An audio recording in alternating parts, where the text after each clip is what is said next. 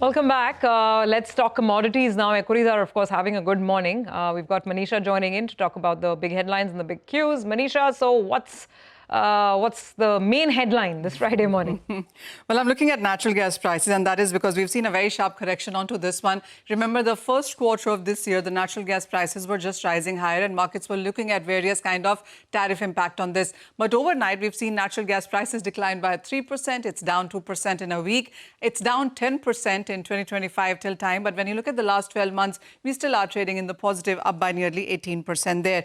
Well, also, when you look at the overall markets, it is about increase in supplies in the recent few months there. The markets have seen a strong build-up when it comes to US and sense of inventories there. So if you look at the build-up right now, it's at 120 billion cubic feet. 1 year average has been at 78 and a 5-year average at 87. So we are looking at inventories much higher than what has been a high long year average as well. So with this kind of a build-up, the total gas storage that stands in US right now is 3.9% higher than a 5-year average, which stands at around 2.3 trillion cubic feet right now. Also, when you look at the LNG exports, well, for the month of May and April, we've seen those numbers continue to gain up on the higher side. It was 16 billion cubic feet in the month of April, and May is looking at 15.1. So that in turn also seems to be weighing onto the markets. US LNG output, well, if you look at that, has been a record in the month of April.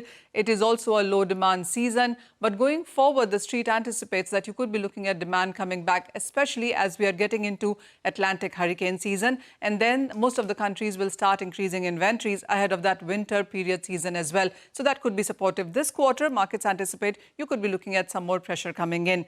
Going forward, it also is about a future perfect because you are looking at natural gas demand very strongly coming in from artificial intelligence. It's projected that the demand will increase for powering data centers, which is 24/7. And that is especially when it comes to US and Canada, European Union, natural gas is what is used for AI data centers.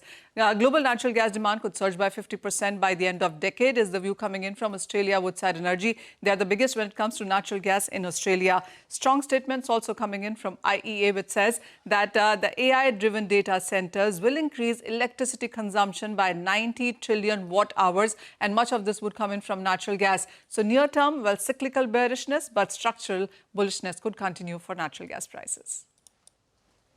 All right, Manisha, thank you very much for that. So that's the commodity view. We'll take